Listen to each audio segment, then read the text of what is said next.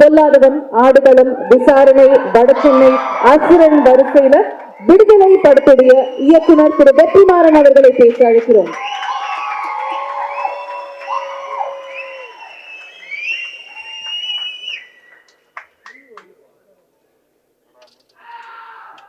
எல்லாருக்கும் வணக்கம்.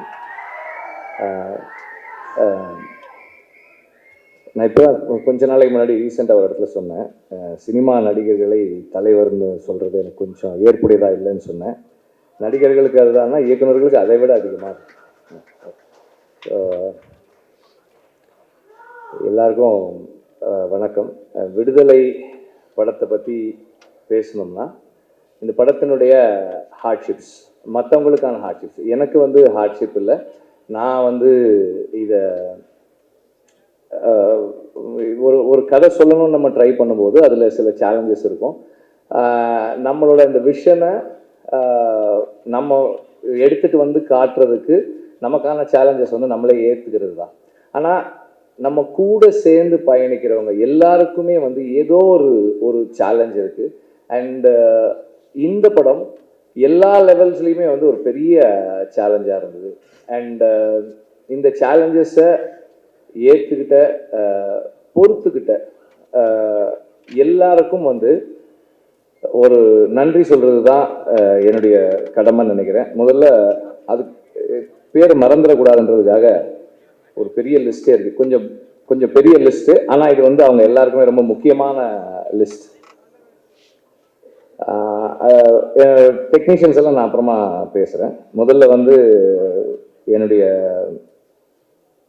டீம். மணி நாங்கள் 2 பேர் ஒன்றா படித்தோம். This is an old story, எப்போதுமே தெரிஞ்சுக்கிறது தான். நான் எல்லா மேடைகளையும் பேசுகிறது தான். இந்த படத்தை பொறுத்த வரைக்கும் மணியுடைய கான்ட்ரிபியூஷன் இன்னும் அதிகமானது. ஏன்னா என்னை விட இந்த படம் சம்மந்தப்பட்ட ஏரியா, அந்த பொலிட்டிக்கல் தாட் அதிகமாக இருக்கிற ஒரு ஆள் மணி. ஸோ அதனால் நாங்கள் நிறைய டிஸ்கஸ் பண்ணுறதுக்கும் பேசுகிறதுக்கும் நிறைய ஸ்கோப் இருந்தது. தொடர்ந்து டிஸ்கஸ் பண்ணிக்கிட்டே இருக்கோம். நேற்று ஒரு டிஸ்கஷன் பண்ணி, அப்புறம் நேற்று ஒரு சேஞ்ச் பண்ணி இன்றைக்கி ஷூட்டும் பண்ணோம். ஸோ அந்த மாதிரி தொடர்ந்து ஒர்க் பண்ணிக்கிட்டே இருக்கோம். அண்ட் அது ஒரு லாங் ஜேர்னி. அந்த ஒரு கதையை எடுத்து அதிலிருந்து படிப்படியாக டெவலப் பண்ணி வந்தது. அப்புறம் செல்வம் பாலமகேந்திர சாருடைய ஸ்டில் ஃபோட்டோகிராஃபர். அப்புறம் எனக்கு எங்கள் படத்தில் ஸ்டில் ஃபோட்டோகிராஃபராக ஒர்க் பண்ணார். அப்புறம் ஸ்டில் ஃபோட்டோகிராஃபரியே பண்ணலை அப்படின்னு சொன்னப்போ, அதுக்கப்புறம் சரி நீங்கள் படத்தில் ஒர்க் பண்ணுங்க அப்படின்னா, இந்த படத்தில் காஸ்டியூம்ஸு பசங்க எல்லாருக்கும் தெரியும். அவர் தனியாக டென்ஷன் ஆகிட்டு இருப்பார், கத்திட்டு இருப்பார், ஓடிட்டு இருப்பார். பட் அவர் ஒரு 2 நாள் வரலன்ட்டு போயிட்டார். அவர் போனப்போ நான் அதான் சொன்னேன், நான் நாகராஜ்கிட்ட சொன்னேன், டேய் செல்வம் வேலை செய்யலன்னு எனக்கு தெரிய வச்சுட்டு, அப்போ நீ தோத்துட்ட, கூப்பிடு செல்வத்தை அப்படின்னு நான். அதுக்கப்புறம் ஐ கால்ட் செல்வம் பேக். அவரோட கான்ட்ரிபியூஷன் அது மாதிரி அதிகமாக இருந்தது. அதுக்கப்புறம் அசிஸ்டன்ட் டைரக்டர்ஸ் நாகராஜ், அழகிரி, உதயன், இவங்க 2 பேருக்குமே காட்டில் உனி கடிக்கும். உனி அது படத்தில் நடித்தவங்க ஒர்க் பண்ண எல்லாருக்குமே தெரியும். உனி கடிச்சா ஒரு இன்ஃபெக்ஷன் வரும். It's called Lime disease. அந்த டிசீஸ் அது ஒரு 2-3 இயர்ஸ் இருக்கும். அவங்க 2 பேருமே அந்த இன்ஃபெக்ஷன் இருக்குது. இது மாதிரி நிறைய பேருக்கு இருக்குது. They have suffered a lot. Zakir, Immanuel, Kishore, Pranav, Sudharsan, அதுக்கப்புறம் இப்போ போஸ்டில் ஒர்க் பண்ணிட்டு இருக்க சுரேஷ், பாலா, ஜெகதீஷ், அப்புறம் கேமராமேன் நசீர். அவர் நசீரும் வேல்மருகனும் செகண்ட் யூனிட் கேமராமேனாக ஒர்க் பண்ணாங்க. அப்புறம் மணிகண்டன், அசிஸ்டன்ட் சினிமாட்டோகிராஃபர்ஸ் அசோக் குமார், ஆசிப் கான், அபிஷேக், கமல்நாத், பாண்டியராஜா, தென் கலை ஆய்வு சத்யன், சீனு ஜாக்சனுக்கு ஒரு என்ன சொல்றது, ஒரு பெரிய ஒரு படை தளபதி. எங்கள் யூனிட்ல ஜாக்சனோட ஆப்சன்ஸை ஃபீல் பண்ணவே விட மாட்டாங்க. எனக்கு ரொம்ப அவங்கள என்ன சொல்றது, அவங்க தப்பு பண்ணிட்டாங்கன்னு ஃபீல் பண்ண வைக்கணும்னா, என்னடா உங்க ஐயாவை அவமானப்படுத்துறீங்களா அப்படின்னு அவ்வளோதான் சொல்லுவேன். உடனே பதட்டமாய் அதை எப்படியாவது சால்வ் பண்ண நினைப்பாங்க. ஜோதி, தென் ஜோதி சங்கர், தென் கார்பெண்டர்ஸ் பேரெல்லாம் இருக்கு, Ganesan, Raj, Seenu, Arunvizhi, Thennarasu, painters Rajkumar, Yakob, Jeevarathnam, moulders Munusamy, Vinayagamoorthy, painting artist Selvendran, welders Shankar, Ajith, Sivaraman. Set assistants bullet Kannan, அவர் சீனுக்கு அண்ணன். ராஜேஷ் சேதுபதி, பெரியதுரை. மேக்கப் ராஜா, ஷூட்டிங் ஸ்பாட்டுக்கே வரமாட்டாரு, எப்பயாவது தான் வருவார். Madhu Saravanan, costumer Muruganandam. Costume department staff Hussain, Rathnam, Senthil, Srinivasalu, Vinoth, Anugraham. என்னடா அது? Okay, Anugraham. Fighters Venkat, Peter என்னுடைய அசிஸ்டன்ட். கௌதம் ஸ்டன் சிவாவோட அசிஸ்டன்ட். அப்புறம் சென்னையிலிருந்து வந்த ஃபைட்டர்ஸ், ஹைதராபாத்ல இருந்து ஃபைட்டர்ஸ். அப்புறமா வந்து இந்த படத்துல வந்து ஒரு 200-250 ஹோம் கார்ட்ஸ் நடிச்சிருக்காங்க. அவங்க எல்லாம் வெள்ளூர்ல இருந்து வந்தாங்க. அது அவங்கள லீட் பண்ணி, எனக்கு தமிழ் தான் அவங்கள அறிமுகப்படுத்தி வச்சது. அவங்கள லீட் பண்ண தேவா, அப்புறம் சதீஷ், இன்னும் சில பேர் இருக்காங்க. அவங்க பேரை மென்ஷன் பண்ணல பசங்க, அதனால எனக்கு. தென் எங்களுக்கு வந்து முதல்ல கடம்பூர்ல ஷூட் பண்ண போனோம். அந்த மலையில வந்து நடந்து போனா 4 மணி நேரம், 3 மணி நேரத்துல போகலாம். வண்டியில போனா 4.5 மணி நேரம் ஆகும். அப்படி ஒரு டெரெயின் அது. அங்க ஏறி இறங்கி அங்க நைட்டு தங்க முடியல, நைட் ஷூட் பண்றதுக்கு பெர்மிஷன் இல்லைன்னு நிறைய சேலஞ்சஸ் இருந்தப்போ எங்க ஷூட் பண்ணலான்னு எங்களுக்கு தெரியாம இருந்த நேரத்துல அப்பதான் வந்து அங்க மிஷ்கின் வந்து பிசாசு 2 ஷூட் பண்ணியிருந்திருக்காரு. அங்க வந்து வினோத் பட்ன்றவருடைய சிறுமலையில வினோத் பட்ன்றவருடைய கண்டிகை எஸ்டேட்ல ஆண்ட்ரியா எனக்கு சொன்னாங்க, இந்த மாதிரி அங்கே ஒரு எஸ்டேட் இருக்குது, நாங்கள் ஷூட் பண்ணோம், நீங்கள் வேணால் போய் பாருங்கன்னாங்க. ஜெகதீஷ் அங்கே பக்கத்துலேயே இருந்தார், நீங்கள் உடனே போய் பார்த்து வீடியோ எடுத்து அனுப்புங்கன்னு. போய் அந்த வீடியோ எடுத்து அனுப்புனாங்க. ரொம்ப சரியாக இருக்கும்ன்றது. அப்புறம் மணி போய் பார்த்துட்டு வந்ததுக்கப்புறம் அங்கே போனோம். அவர் வந்து 1300 ஏக்கர் காடாகவே வச்சுருக்காரு. அங்கே வந்து பிளாஸ்டிக் போடக்கூடாது, குப்பை போடக்கூடாது, இது பண்ணக்கூடாது, அது பண்ணக்கூடாது, நிறைய ரெஸ்ட்ரிக்ஷன்ஸ். எல்லாத்துக்கும் ஒத்துக்கிட்டு தான் உள்ளே போனோம். அண்ட் அந்த காடு அவர் அவ்வளோ பாதுகாப்பாக வச்சிருக்கிறாரு. அந்த பொறுப்போடவே மொத்த யூனிட்டும் ஒர்க் பண்ணாங்க. நார்மலாக சினிமா யூனிட் போனால் எல்லாம் அங்கே போடுவாங்க இங்கே போடுவாங்கன்னு இருக்கும். எங்கள் யூனிட் அப்படி ஒர்க் பண்ணவே இல்லை. அதுக்கப்புறம் அங்கே அந்த இடத்துல ஒரு கிராமம் செட்டு உருவாக்கணும் அப்படின்னப்போ காமக்கோடி எஸ்டேட் பக்கத்துலேயே இருக்கிற காமக்கோடி எஸ்டேட் கிருஷ்ணகுமார் அவர் வந்து என்ன பண்ணாரா, நீங்கள் வாங்க எங்கள் எஸ்டேட்ல செட்டு போடுங்கன்னு சொன்னார். அது ஒரு 600 ஏக்கர்ஸ் எஸ்டேட். இவங்க ரெண்டு பேர் இவங்க ஸ்டாஃபோட கோஆப்ரேஷன் இல்லைன்னா எங்களால் வந்து இந்த படத்தை இந்த மாதிரி பண்ணியிருந்திருக்கவே முடியாது. Then production executives Sivaraman, Santhosh. Production managers Suresh, Selladurai, Sai, Nagarajan. Camera assistants Dhayalan, Ilango, Tamil, Kutty Raja, Manoj, Jayaraj, Ajith. இவங்கெல்லாம் நாங்கள் வந்து மலையில எங்க உடம்ப தூக்கிக்கிட்டு நடக்கிறதுக்கே சிரமப்பட்டு நடக்கும்போது அவங்க கூட ஒரு 25-30 கிலோவை தூக்கிக்கிட்டு எங்களுக்கு முன்னாடி போய் நிற்கணும். அண்ட் இருட்டி போச்சுன்னா எங்களை பாதுகாப்பாக அனுப்பிட்டு அப்புறமா அவங்க வருவாங்க. இந்த மாதிரி ரொம்ப இது பண்ணி ஒர்க் பண்ணாங்க. தென் ஸ்டெடி கேம் எங்கள் படத்தில் வந்து நார்மலாகவே என்னோட தாட் ப்ராசஸ்லேயே வந்து ஸ்டெடி கேம் அது ஒரு இன்டெகிரல் பார்ட். அதில் இந்த படத்தில் மேஜராக ஒர்க் பண்ணது லக்ஷ்மிபதி. தென் கிம்பல் இந்த படத்தில் ஒரு சீக்வன்ஸ் எடுத்திருக்கோம். ஒரு சேலஞ்சிங்கான ஒரு ஷாட்டு. அந்த ஷாட்டை வந்து சிவான்னு ஒருத்தர் ஹைதராபாத்ல வந்து ஆப்ரேட் பண்ணார். அச்சுத்துன்ற பையன் ஒர்க் பண்ணான். தென் 2 பேர் 4 பேர் இருக்காங்க. ஓகே, அவங்க பேரெல்லாம் கரெக்டாக ப்ரொனவுன்ஸ் பண்ண முடியல. Morris, Cyril, Castino, Glen, Dennis, Nickalraj, Roman. Okay, இவங்க எல்லாமே வந்து operators, gimbal operators. Nagara, Govindaraj, Perumal, unit technicians, Manikandan, Shanmugam, Karuppu. முடிஞ்சடா. ஓகே, லைட் ஆஃபீஸர்ஸ் வைத்தி வந்து வேல்ராஜுக்கு லைட்டிங் சொல்லி கொடுத்தவர். வேல்ராஜ் முதல்ல சேரும்போது அவருக்கு வந்து டேய் இப்படி வைடா, கட்ட வைங்க வைடா அப்படின்னாரு. இன்னைக்கு கூட வந்து வேல்ராஜ் ஏதாவது கோபமா அவர்கிட்ட சொல்லும்போது இவனுக்கெல்லாம் நான் தான் சொல்லி கொடுத்தேன் அப்படின்ட்டு போவார் வைத்தி, ஒரு சீனியர் பர்சன். தென் அஸ்வத்ராஜ், மூர்த்தி, விஎம்டின்னு போட்டிருக்கீங்க, அப்படிதான் அவர் பேர் சொல்லணுமா? ஓகே, மூர்த்தி. அப்புறம் Chellapandi, Ganapathi, Ramu, Nagaraj, Vadivel, Ramanathan, Thennarasu, Ilaiyaraaja. Production team chief Ravi, Mani, Raju, Govindu, Anil, Mahesh, Narayanan, Guruvaiya, Babu, Rajeswari, Lakshmi. இவங்க எல்லாம் வந்து சாப்பாடு கொடுக்குறவங்க, எங்களுக்கு எல்லாம் பார்த்துக்கிறவங்க. தென் இதெல்லாம் சொல்லிட்டேனாப்பா. ஓகே, ஸோ இதுக்கப்புறம் let me come to my team. the face of the names that I told now. Velraj நான் எப்பவும் சொல்கிற மாதிரி என்னுடைய தாட்னுடைய ஒரு எக்ஸ்டென்ஷன் தான். அவர் வந்து எதுவுமே யோசிக்கவே மாட்டார், சொன்னால் அதை இம்மீடியட்டாக எக்ஸிக்யூட் பண்ணணும், செஞ்சிடணும் அப்படின்னு நினைப்பாரு. அது வந்து எனக்கு ஒரு பெரிய தைரியத்தை கொடுக்கும், கான்ஃபிடென்ஸை கொடுக்கும். நான் நிறைய தப்பாக கூட சொல்லுவேன், இது இங்கே வைங்க, ஏன் அதை அப்படி வைக்கலாமே, ஓகே சார் வைக்கலாம் அப்படின்வாரு. அப்படி வச்சா அது தப்பாகன்றது அவருக்கு தெரியும். ஆனாலும் அந்த நேரத்தில் அது சரின்னு சொல்லிட்டு அதுக்கப்புறம் அதை எப்படி கரெக்ட் பண்ணணுமோ அந்த மாதிரி கரெக்ட் பண்ணிக்குவார். என்னுடைய ராஜீவ் சார் சொன்ன மாதிரி ஸ்பாட்ல வந்து நிறைய மாத்திட்டே இருப்போம், யோசிச்சுட்டே இருப்போம், இது மாற்றலாம் அது மாற்றலாம் இது மாற்றலாம்னு பண்ணிட்டே இருப்போம். அந்த மாதிரியான என்னுடைய கிரியேட்டிவ் ப்ராசஸ்க்கு எந்த விதத்துலையும் தடையே சொல்ல மாட்டாரு. அதாவது அவருடைய லிமிடேஷன்ஸ், சினிமாட்டோகிராஃபராக நிறைய லிமிடேஷன்ஸ் இருக்கும்.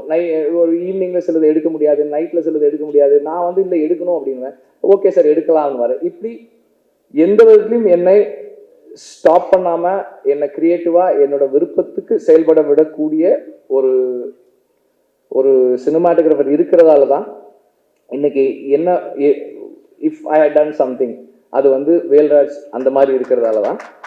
அண்ட் ஜாக்கி, நான் எப்போதுமே ஜாக்சனை பற்றி சொல்லும்போது சொல்றது என்னன்னா, எனக்கு என்ன தேவைப்படும்ன்றது எனக்கு முன்னாடி அவருக்கு தெரியும்.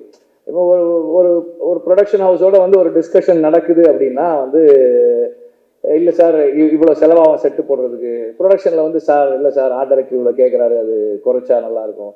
நான் வந்து ஜாக்சன், ஏன் ஜாக்சன் இது பண்ணலாமே, இல்லை வெற்றி அந்த நேரத்தில் அது தேவைப்படும், நீங்கள் இன்கேஸ் நீங்கள் மேலே போய் கேமரா வைக்கணும்னா அது ஸ்ட்ராங்காக இருந்தால் தான் கரெக்டாக இருக்கும். இல்லை நான் மேலெலாம் வைக்க மாட்டேன், அது அப்படியா அந்த 2-3 தடவை, ஆமாம்மா அங்கே மேலெலாம் வைக்கிறதுக்கு அவசியமே இல்லை ஜாக்சன், அது இங்கேருந்தே எடுத்துக்கலாம்.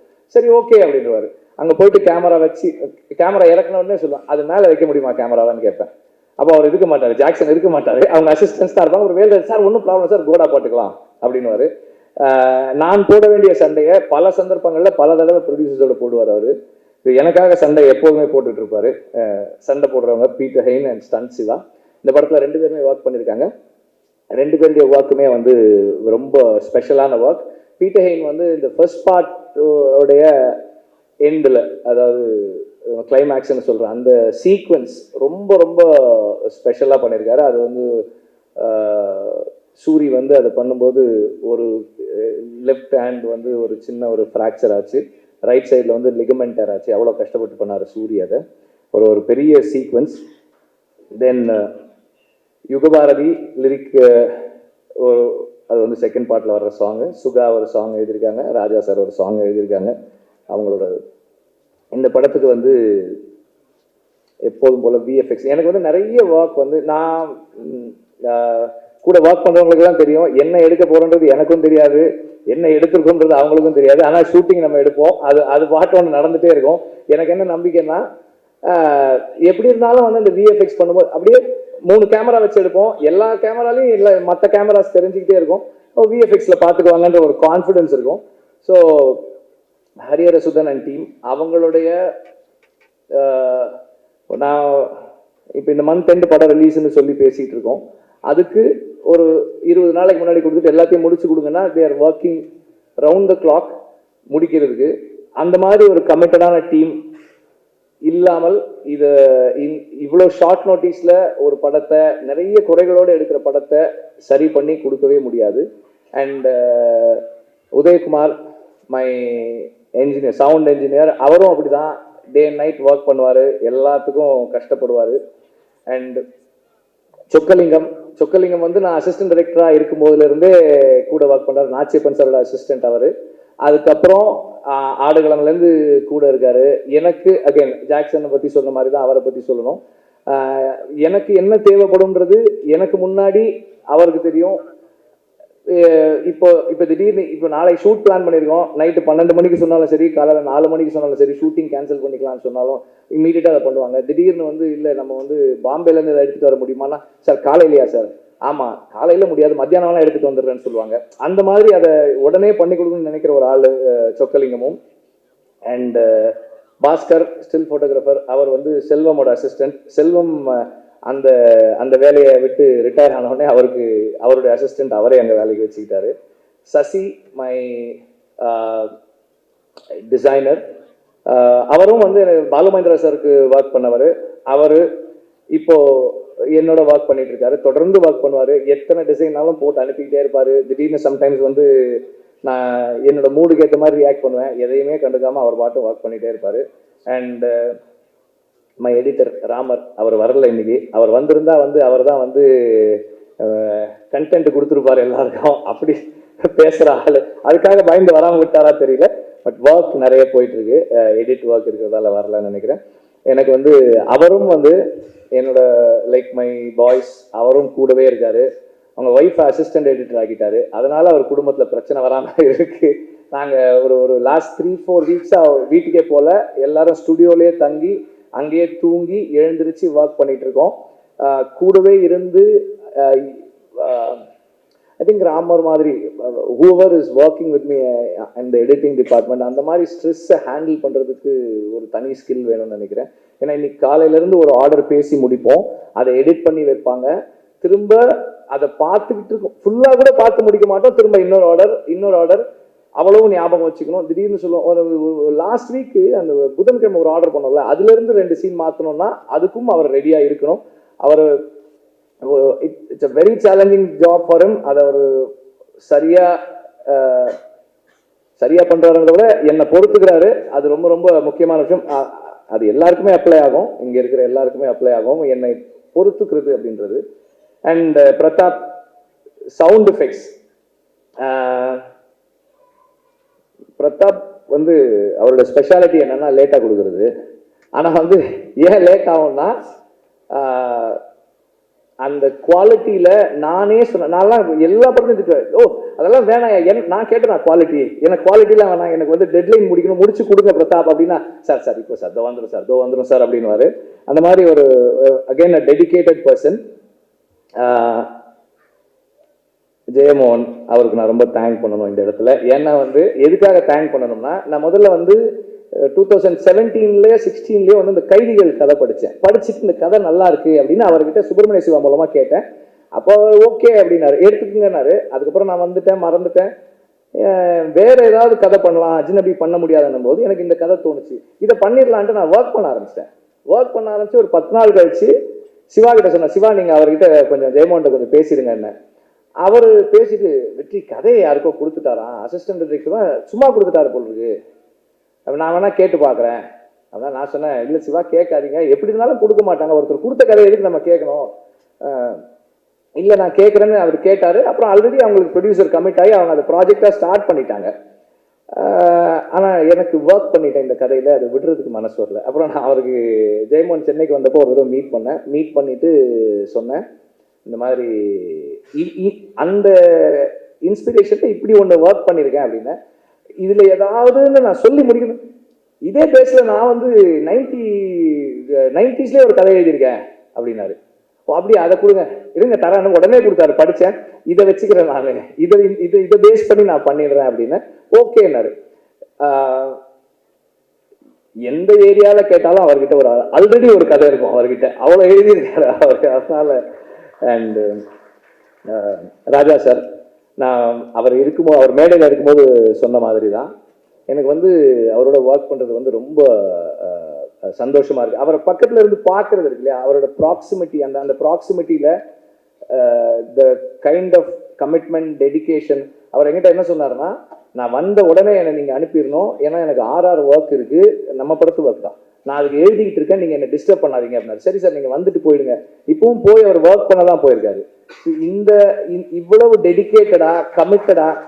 அண்ட் ராஜா சார்ட்ட ஒரு ஸ்பெஷல் என்னன்னா, நம்ம எல்லாருக்கும் மியூசிக் தெரியும்னே நினைச்சு தான் பண்ணுவார். அவர் நோட்ஸ் எழுதுவார். நம்ம வந்து சாதாரணமாக ஹலோ ஹவ் ஆர் யூன்னு நம்ம வீட்டில் இருக்கவங்களுக்கு லெட்டர் எழுதுற மாதிரி அவர் மியூசிக் எழுதிக்கிட்டே இருப்பார். இதை பார்த்தீங்களா, இந்த நோட்ஸ் இப்போ எழுதியிருக்கேன், நம்ம அப்படியே சரி சார் அப்புறம் எக்ஸ்பிளைன் பண்ணுவார், இதுக்கு இது அர்த்தம் ஒன்றுமே புரியாது. ஆனாலும் அந்த அனுபவம் இருக்கு இல்லையா, அது ரொம்ப ஸ்பெஷலாக இருக்குது. I am really enjoying this. ஏன்னா பாலமேந்திரா சாரோட நான் ஒர்க் பண்ணும்போது போவோம், அவரை தூரத்துல இருந்து பார்ப்போம், சாருக்கு ஏதாவது எடுத்துட்டு போய் கொடுக்கணும், அந்த கதவை திறந்துட்டு உள்ள போகும்போது அவங்க வாசிக்கிறது கேட்கும், அது ஒரு பெரிய எக்ஸைட்மெண்ட்டாக இருக்கும். அந்த அளவில் இருந்து இப்போ பக்கத்தில் பார்த்து நம்ம எடுத்த விஷுவல்ஸுக்கு அவரோட மியூசிக், அந்த விஷுவல்ஸ் அவர் எப்படி உள்வாங்குறாரு, அதை வந்து மியூசிக்காக அந்த எமோஷன்ஸ் எப்படி கன்வே பண்ணுறாருன்னு பார்க்குறது ரொம்ப சந்தோஷமாக இருக்குது. என்னோட பேராக சொல்லிட்டேன் இங்கே மை அசிஸ்டன்ட் டைரக்டர்ஸ் எல்லாருமே. பட் அது ஒரு டீமாக அவங்களோட ஹார்ட் ஒர்க் இருக்கு இல்லையா. பிகாஸ் அவங்கள கேட்டால் தெரியும், I am known for my losing my temper. Like ரொம்ப கோவம் வரும், கத்துவேன், கண்ணா பின்னான்னு கத்துவேன். வென் ஐம் ஒர்க்கிங் சும்மாவே அப்படி தான், ஒர்க்கிங்னு இல்லை, I'm very abusive, very aggressive. அது எல்லாத்தையும் பொறுத்துக்கிட்டு பொறுமையாக, ஏன்னா நான் இந்த இடத்துல நான் சொல்லணும், நான் நிறைய பேர் மேலே அடிக்கடி கோவப்படுவேன். அது கோவப்படுறதுல ரொம்ப முக்கியமான ரீசன் என்னன்னா, அது என்னுடைய ஒரு இயலாமை தான். அது உங்க மிஸ்டேக் கிடையாது, என்னுடைய இயலாமை. என்னால் முடியல, எனக்கு ஒன்று வரல, ஒன்று தெரியல, எப்படி அதை ஒரு சிக்கல்லேருந்து கடக்கிறதுன்னு தெரியலன்னும் போது வர்ற கோபம், அது மற்றவங்க மேலே அதை காட்டுறது. ஈஸியான வெண்ட் எங்கே இருக்குன்னா அசிஸ்டன்ட் டைரக்டர்ஸ் தான். யார் என்ன பண்ணாலும் அங்கே தான் திரும்பும்.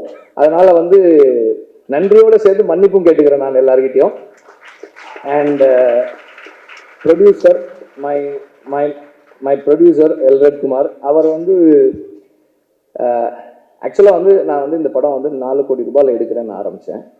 அந்த முதல் ஷெட்யூல் நாங்கள் முடிச்சுட்டு கீழே இறங்கும் போதே அந்த 4 கோடி ரூபாய்க்கு மேலே ஆச்சு. ஒரு 12 நாள் ஷூட்டிங்கில் 4.5 கோடி ரூபாய் ஆயிடுச்சு இறங்கும் போதே. மற்ற ப்ரொடியூசராக இருந்தால் நான் போயிட்டு, சார் இந்த படம் இந்த பட்ஜெட்டில் முடிக்க முடியாது சார், வேறு ஏதாவது நான் கதை பண்ணுறேன்னு சொல்லியிருந்திருப்பேன். ஆனால் இந்த ப்ரொடியூசர் ஒரு சீக்வன்ஸ், நான் முதல்ல அவர் கதை சொல்லும்போது ஒரு ட்ரெயின் ஆக்சிடென்ட் ஒன்று இருக்குது சார்னு சொல்லியிருந்தேன்.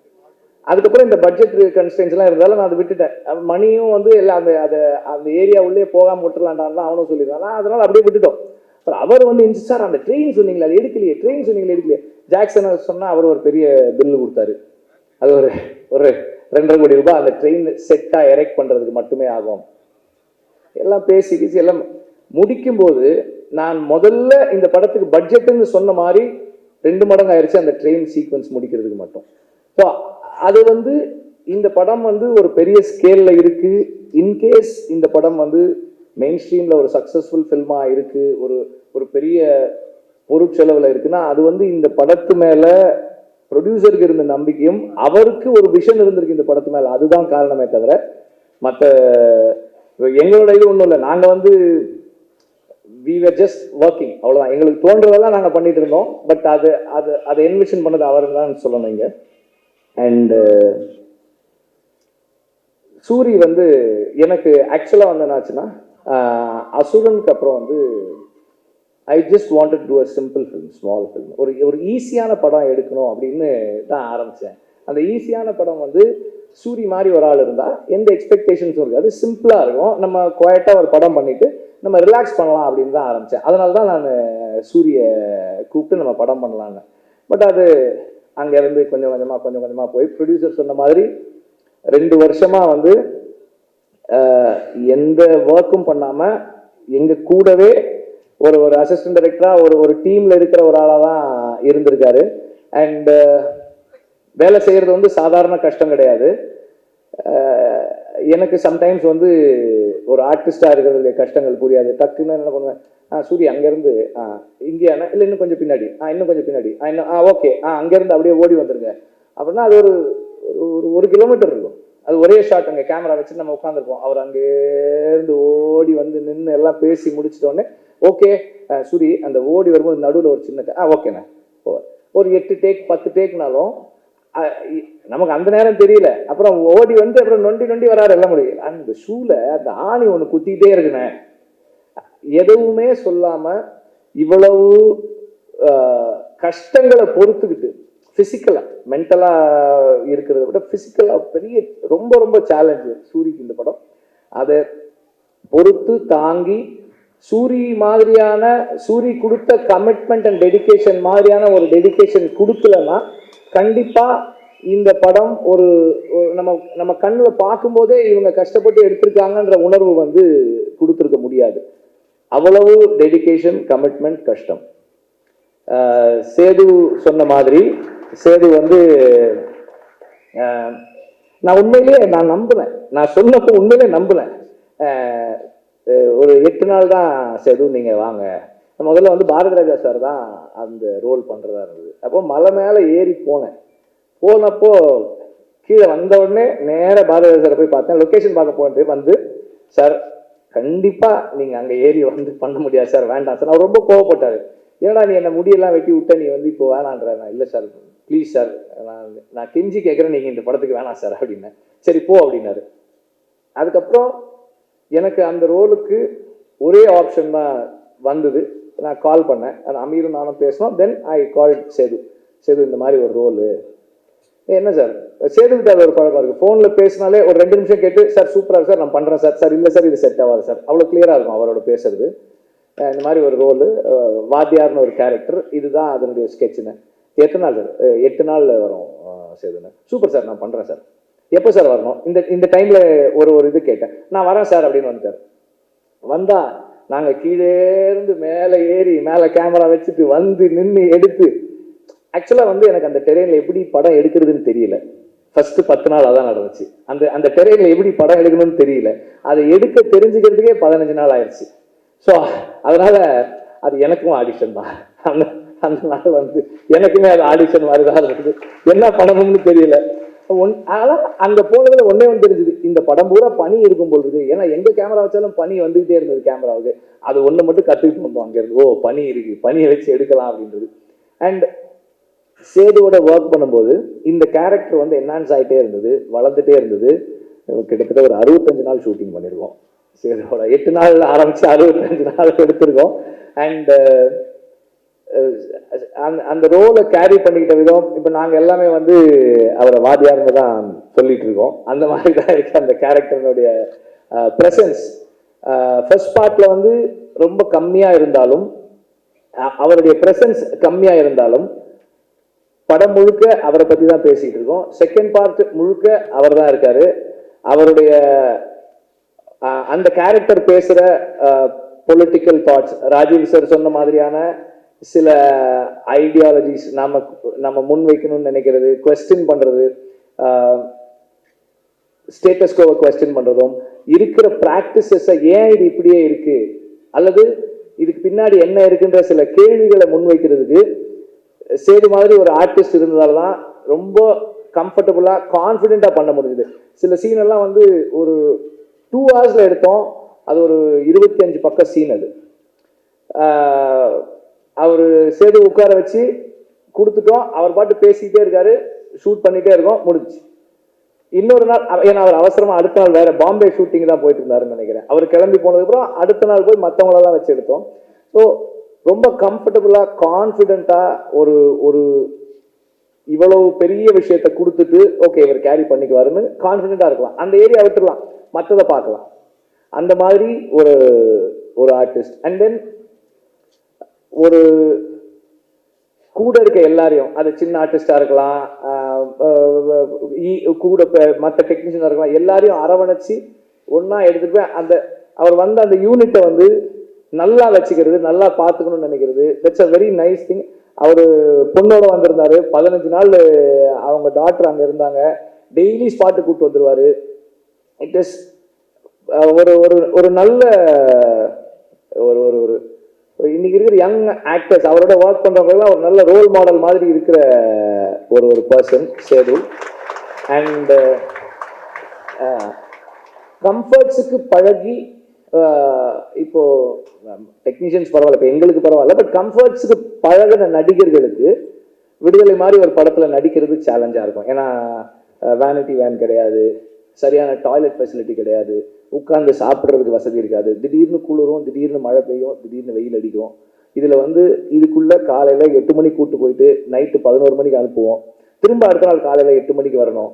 இவ்வளவு சேலஞ்சஸையும் எந்த ஒரு அதாவது என்ன சொல்றது, இது வந்து என்னோட வாழ்க்கையினுடைய ஒரு அங்கம்னு ஏற்றுக்கிற பக்குவம் வந்து ரொம்ப ரேராக தான் இருக்கும். அந்த பக்குவம் வந்து இந்த படம் பண்ணும்போது சேதுக்கிட்ட இருந்ததை நான் பார்த்தேன். அது இருந்ததும் எனக்கு ஒரு கான்ஃபிடன்ஸ் தான். அவரை ஒரு 65 நாள் கூப்பிட்டா கூட வந்து நடிச்சு கொடுப்பாரு. கொஞ்சம் ஹெசிடேஷன் இருந்தாலும் என்னால் பண்ணிட்டு இருக்க முடியாது. அண்ட் கௌதம் இந்த படத்தில் வந்ததும் வந்து இந்த ரோல் ஒரு காப் ரோல், இந்த ரோல் இப்படி ஒருத்தர் பண்ணால் நல்லா இருக்கும்னு தோணுச்சு. கூப்பிட்டு கேட்டேன், இமீடியட்டாக ஒத்துக்கிட்டாரு. பட் கௌதம் ஒத்துக்கிட்டது எனக்கு அவ்வளோ ஆச்சரியம் இல்லை. சீஃப் செக்ரட்டரி ஒருத்தர் பண்ணணும், யார் பண்ணலாம் நிறைய ஆப்ஷன்ஸ் பேசிட்டே இருந்தோம். எனக்கு ராஜீவ் மேனன் மாதிரி ஒருத்தர் பண்ணால் சூப்பராக இருக்கும் அவர்னு. ஆனால் வந்து அவர் நடிக்க மாட்டார். மணி சார் கூப்பிட்டே அவர் நடிக்கல, நம்ம கூப்பிட்டா எப்படி நடிப்பார்? எல்லாம் அவர் சொல்லிட்டு நீங்கள் கேளுங்க அப்படின்னாரு. சரி ஃபோன் பண்ணி கேட்டேன், இந்த மாதிரி ஒரு ரோலுக்கு நடிக்கிறேன்ட்டாரு. எனக்கு ஒரு ஆச்சரியம், இன்னைக்கு நடிக்கிறேன்ட்டார். ஐயோ அவரும் போய் அவர் வீட்டுக்கு தான் அந்த கேரக்டர்லாம் எக்ஸ்பிளைன் பண்ணேன். He was fine. அது அவர் இது 80s நடக்கிறதா, ஓகே கையில் இந்த வாட்ச் அவர் வந்து ரொம்ப இன்வால்வ் ஆகிட்டாரு. எனக்கு ஜாலியாக இருந்துச்சு அது. எனக்கு அந்த மாதிரி எனக்கு I like to work with directors because நம்ம பாட்டுன்னு அவங்க ஷேர் பண்ணிப்பாங்க, நிறைய விஷயங்கள் அவங்க எடுத்துக்குவாங்க உள்ள வந்து பேசுறதுக்கு. பவானிக்கும் அதே மாதிரி தான். பவானிக்கு என்ன சொன்னேன்னா 3 நாள் ஒர்க்கு 4 சீன் சொன்னா, இல்லை 3 சீன் 4 நாள்னு சொன்னான்னு தெரியல, அந்த மாதிரி ஏதோ ஒன்று தான் சொன்னேன். ஒரு சின்ன ரோல்மா நீ வந்துட்டு போ அப்படின்னு. ஓகே சார் அப்படின்ச்சு. ஒரு எவ்வளோ நாள் வந்திருக்கு ஷூட்டிங்க்கு? ஒரு ஓகே ஒரு 50க்கு மேலே. ஓகே அதெல்லாம் அதே ரேஞ்ச் தான், அந்த மாதிரி தான். அண்ட் ஒரு சீனில் வந்து கால் தடுக்கி கீழே விழுந்துருமா அப்படின்னு, அப்படியே விழுந்து எழுந்திருச்சு. And it's not an easy film for actors to do. ரொம்ப ரொம்ப கஷ்டம். அண்ட் இப்போ சேத்தன் வந்து எனக்கு வந்து அசிஸ்டன்ட் டைரக்டர் டைம்ஸ்லேருந்தே தெரியும். நாராயணன் அவரெல்லாம் வந்து ஒன்றா சாயங்காலத்தில் மீட் பண்ணுவாங்க. நான் அப்போ போய் சும்மா மீட் பண்ணுவேன் அவங்கள. அந்த நேரத்துலேருந்தே எனக்கு தெரியும். அப்புறம் பொல்லாதவனில் வந்து ஒரு சின்ன ரோல் பண்ணியிருந்தாரு. அது எப்படின்னா லாஸ்ட் மினிட், நாளை காலையில் ஷூட்டிங் ஆள் கிடைக்கணும். நாராயணன் சார் நம்ம சேத்தனை கேட்கலாம்டா, ஏங்க என்னங்க பிஸியாக இருக்கார் அவர், நம்ம சும்மா கேட்போண்டாருன்னா அவர் சும்மா அப்படி ஃப்ரெண்ட்லியாக வந்தார், வந்து பண்ணி கொடுத்தாரு. அதுக்கப்புறம் சரியான ரோல் அமையல. இந்த படத்தில் ஒரு ரோல் இருக்குது, அவர் பண்ணால் நல்லா இருக்கும்னு எனக்கு ஒரு தாட் இருந்தது. ஒரு சின்னதாக ஒரு லுக் ஒன்று சேஞ்ச் பண்ணலான்னு ட்ரை பண்ணி வி ஸ்டார்டட் ஒர்க்கிங். படம் பார்க்கும்போது தெரியும், ரொம்ப ஒரு ஸ்பெஷலான ஒரு ரோல் பண்ணியிருக்காரு. நல்லா பண்ணியிருக்காரு, ஸ்பெஷலாக பண்ணியிருக்காரு அவர் அப்படின்னு தான் சொல்லணும். அண்ட் சில பேர் சொல்லாமல் விட்டுருக்கேன். ஓகே டக்குன்னு சுகா அண்ணன் அவங்க வந்து ராஜா சாரோட ஒர்க் பண்ணுறதோடனே டே எனக்கு ரொம்ப சந்தோஷமாக இருக்குடா, நீங்கள் 2 பேரும் ஒர்க் பண்ணுறது சந்தோஷமாக இருக்காரு. எனக்கு வந்து ஆக்சுவலாக வந்து சார்கிட்ட நான் சேரும்போது அவங்க வெளியே வந்துட்டாங்க. ஆனால் வெளியே வரும்போதே வந்து டிப்ஸ் எல்லாம் கொடுத்துட்டு தான் வந்தார். டேய் நீ வந்து இப்படி பண்ணு அப்படி பண்ணு, இதெல்லாம் பண்ணு இப்படி பண்ணு சார், அப்போ தான் இந்த மாதிரி நேரத்தில் இருந்தால் அவர் கோவப்படுவார், எல்லாம் சொல்லி கொடுத்து வந்தார். அது தொடர்ந்து நடந்துகிட்டே தான் இருக்குது இப்போ வரைக்கும். ராஜா சார் டே இப்படி பேசு அப்படி பேசுன்னு சொல்லுவார். அண்ட் எனக்கு வந்து அசுரனில் வந்து டயலாக்ஸ் எடுத்து கொடுத்து டப்பிங் வந்து அந்த ஸ்லாங் வந்து அவ்வளவு கஷ்டப்பட்டு ஒர்க் பண்ணி எனக்கு அதை கொடுத்தது வந்து சுகானந்த் தான். இந்த படத்தில் ராஜா சார் வந்து நீ கூப்பிடு, நம்ம லிரிக் ரைட்டரை கூப்பிடு அப்படின்னாரு. அப்புறம் வந்து தி ரோட் தி சாங். அது எனக்கு ரொம்ப சந்தோஷம் இந்த படத்தில் அவர் இப்படி அசோசியேட் ஆகிருக்கிறது. அண்ட் இன்னும் நிறைய பேர் இருக்காங்க, எல்லாருமே முக்கியமானவங்க இதில். இதுக்கப்புறம் இது வரைக்கும் தெரிஞ்சவங்க, படத்தோட சம்மந்தப்பட்டவங்க அப்படி சொல்லிட்டேன். இதுக்கப்புறம் தெரியாதவர்கள் வீட்டுக்கே போகாம பல காலமா வந்து வெளியவே சுத்தி இந்த படத்தை எடுத்துட்டு இருக்கோம். எல்லாத்தையும் பொறுத்துட்டு இருக்கிறதுக்கு வந்து வீட்டில் அம்மா ஒய்ஃபு தூங்கிட்டே இருக்கான், என் பையன் எங்க டயர்ட் ஆயிட்டான் அவன், டாட்டர், அப்புறம் அக்கா, எல்லாருமே மற்ற எல்லாருமே வந்து எல்லாருக்குமே வந்து நான் தேங்க் பண்ணுறேன். குறிப்பாக இப்போ இங்கே சொன்னவங்க சொல்லாதவங்க, படத்தில் ஒவ்வொருத்தருமே இந்த நடித்தவங்க,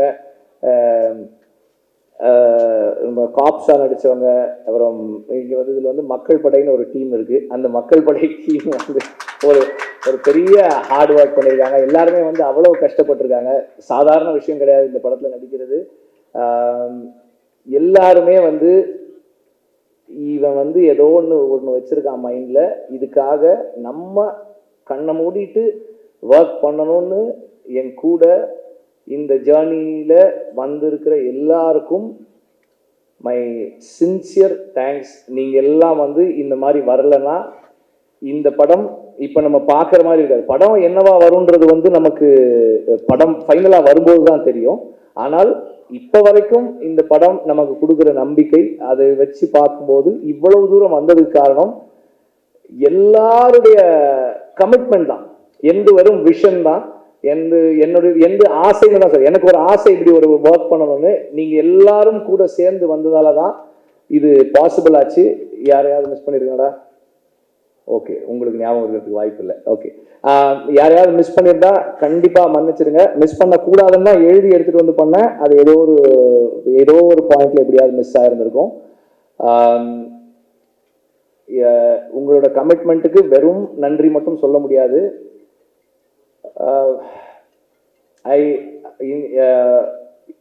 இந்த டீமினுடைய எல்லா வாட் எவர் ஐ மேக், நான் என்னவானாலும், நான் என்ன செய்து கொண்டாலும் என் வாழ்க்கையில அது நல்ல விஷயங்கள், பெரிய விஷயங்கள். பார்த்தீங்களா, ப்ரொடியூசரை பற்றி சொன்னேன், ப்ரொடியூசருடைய பேக் போனை சொல்லலை. மணி வந்து ஒரு எனக்கு மணி மாறன் மாதிரி, எல்ரெடுக்கு அந்த மணி கண்டன், அவங்க ரெண்டு பேரும் வந்து they are very much in sink.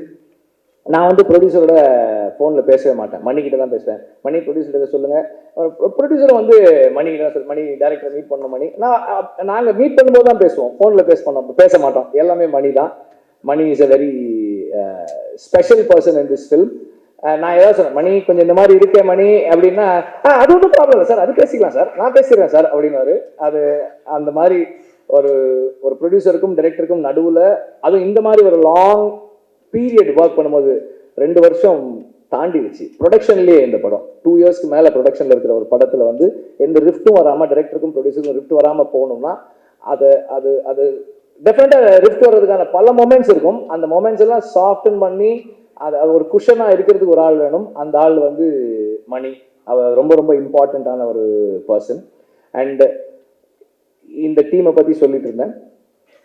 நான் லைஃப்ல என்ன அடைஞ்சாலும், if I am going like ஒரு இடத்துக்கு நான் போறேன் அப்படின்னா, அது வந்து நான் போறது கிடையாது, என்னுடைய டீமினுடைய உழைப்பு தான் நான் அங்க இருக்கிறது. ஏன்னா எந்த வந்து ஒண்ணுமே கிடையாது. நான் ரொம்ப நான் எப்போதுமே சொல்லுவேன், I am not an intelligent person or a creative person. I have a very logical mind and I'm not scared of working hard. நான் கஷ்டப்பட்டு உழைக்கிறதுக்கு தயங்க மாட்டேன். நான் 20 மணி நேரம் ஒர்க் பண்றேன் அப்படின்னா, நான் ஒரு 18 மணி நேரம் ஒர்க் பண்ணலாம். என் கூட இருக்கிறவங்க, என்னோட அசிஸ்டன்ட் டைரக்டர்ஸ் என்னை விட 2 மணி நேரம் அதிகமாக தான் ஒர்க் பண்ணணும். அப்போ என்னை விட அவ்வளவு கமிட்டடா உழைக்கிறதுக்கு அவ்வளவு தயாரா இருக்கிறவங்க தான் என்னோட இருக்காங்க. அவங்க தான் என்னை தூக்கி பிடிக்கிறாங்க, அவங்க தான் என்னை முன்னாடி கொண்டு போயிட்டு இருக்காங்க. And I owe all my success to Balu Mahendra sir, my mentor and my assistants. Thank you.